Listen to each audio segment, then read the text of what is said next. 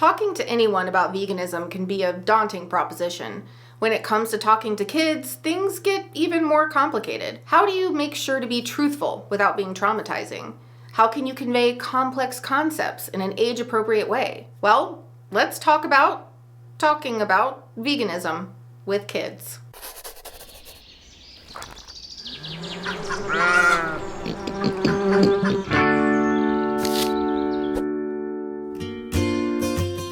Hi, it's Emily from BitesizeVegan.org, where you can find free resources, e-courses, kids content, and a guided search to help you find just what you need, even if you don't know what to ask. And yes, you heard right. I do have content about veganism made just for kids that can do a lot of the talking for you. You can find it under the content library menu at BitesizeVegan.org.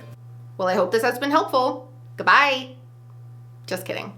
Before we dive in, I wanted to note that any discussion about veganism in children usually elicits concerns about forcing one's beliefs upon a child. Fortunately, I have a video covering that exact topic in my vegan parenting series. That series also covers topics like whether vegan kids are prone to struggle socially, whether we're born vegan, and nutritional concerns. You can check it out at bitesize.link/parenting series. Whenever you're talking to someone about veganism, it's important to assess the situation and context of your conversation.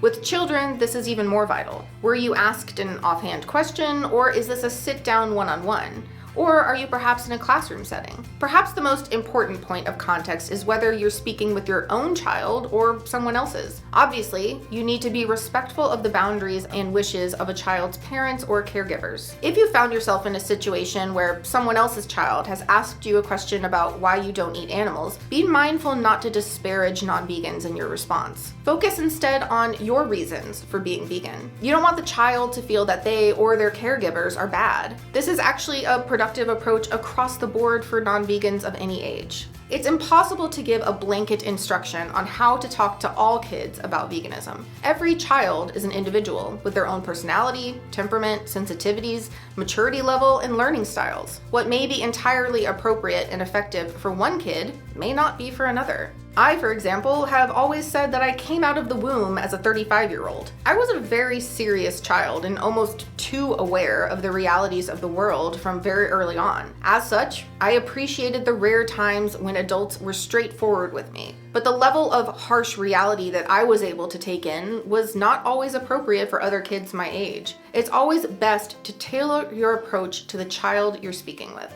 That said, there are some general guidelines that are helpful when speaking with very young children. Kids are incredibly intelligent and very often underestimated or even dismissed by us adults. When I was a kid, I vowed to never forget what it was like being discounted. This doesn't mean that my educational content for children is identical to the content I create with an adult demographic in mind. There is a very vital difference between sugarcoating and delivering a message suitable to one's intended audience.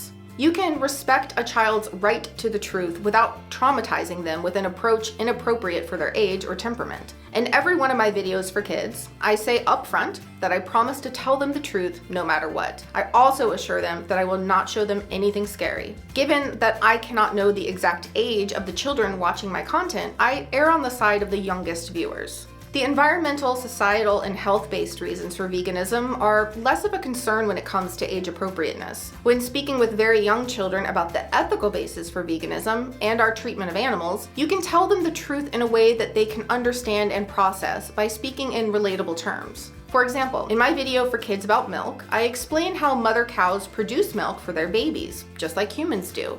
But because humans want to drink the mother cow's milk, her baby is taken away and put into a tiny cage where they can't even turn around. I tell them how mother cows cry for days for their babies because they miss them so much, just like their parents would miss them.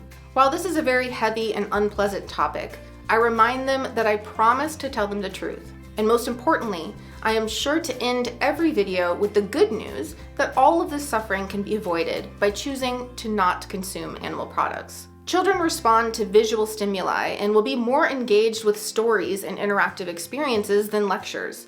If you watch my videos for kids, you'll notice I have a lot of visual animation throughout. And another great tool is the growing number of vegan-themed children's books, which provide characters and stories that kids can engage with while learning about veganism. One of the most powerful ways for kids to connect with the ethical aspects of veganism is to visit a farmed animal sanctuary, where they can come face to face with the individual animals. This is also a fantastic alternative to exploitative animal entertainment industries like circuses, zoos, and aquariums. Focusing on the many positives of veganism is key when speaking with children. The realities of our treatment of animals and the impact it has on the environment, our health, society, and most disturbingly, the animals themselves, is a lot for anyone to take on, much less a child. So while it's important to explain these realities in an age-appropriate manner, it is at the same time vital to emphasize the power of veganism. Children are empowered when given actions they can take to make a difference. For example, by drinking plant milk instead of cow's milk, they can help mother and baby cows stay together. Or that by not eating meat, they can save animals' lives and even help alleviate world hunger. This shifts the focus from the problems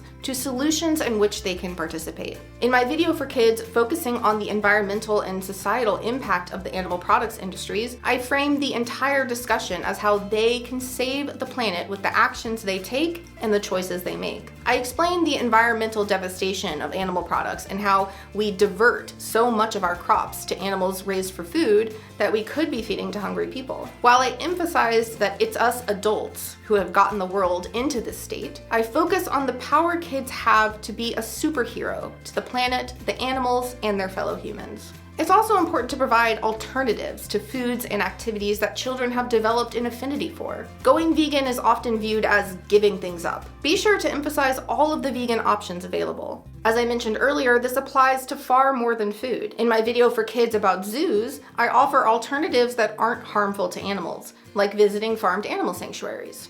I find that children are often far more receptive to the underlying concepts of veganism than most adults. In many ways, educating adults about veganism is really just trying to help people reconnect with the fundamental truth that we all knew as children, that it's not okay to hurt others. After all, we have to be taught as children to disassociate the animals we adore from the flesh and secretions on our plates. We watch Finding Nemo, then we're fed fish sticks.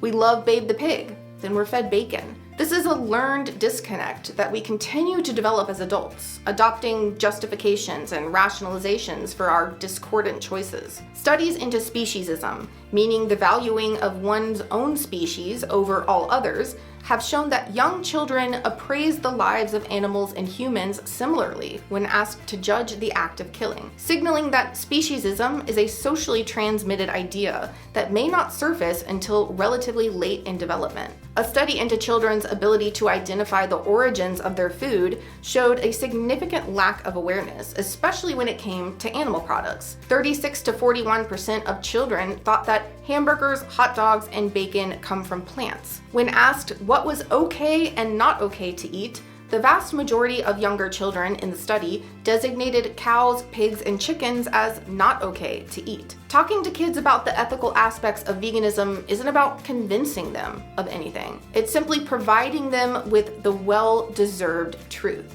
so that they may act in accordance with their existing values.